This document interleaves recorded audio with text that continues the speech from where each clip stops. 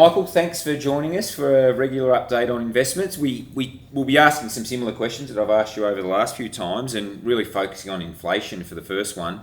We saw it back in June at just over 6%. It increased to 7.3% by September. Just your view on inflation. Are we going to get under control, and what's the outlook? Well, we're a bit behind the United States, and looking there, inflation has started to soften from very high levels, so it's still high, but it's not as high as it was.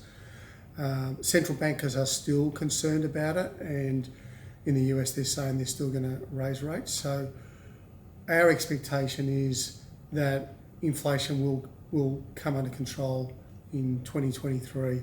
We're a bit behind the US. Maybe our central bank will do something slightly different, but our expectation is as well, maybe it continues to rise for a while, but it'll come under control here as well over the year. And we've spoken previously about recession, both US and Australia. Has your opinion on that changed? Not really. When you look at what the central bankers are saying, they're saying they'll do anything to get inflation under control. And so that really does risk entering a recession. It doesn't have to happen, but leading indicators are saying it's likely. And our expectation in the US is that it probably will, won't definitely, but probably will happen. There's some things might go its way and it might not, but our expectation is it will. In Australia, we have an offsetting factor, which is China really, where we're seeing China come out of lockdown. We expect the economy will pick up. That should be good for Australia. That might help us avoid recession. Maybe not. It's hard to know.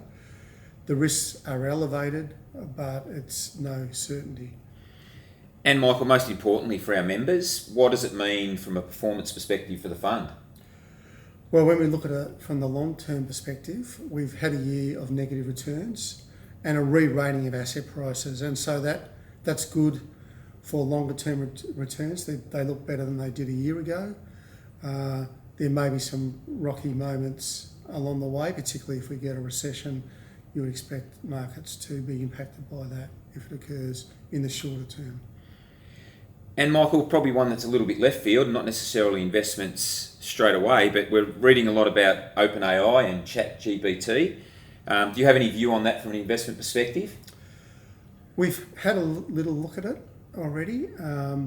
It's potentially useful, and I'm sure it's going to improve. It doesn't replace people. It's not up to date with the data it uses and so on. But clearly it's another step forward and something we have to embrace as we look to work to the future, whether it's ChatGPT or Google's AI or others that no doubt will come up. Very good.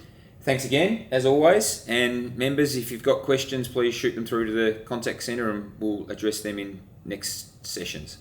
Thank you.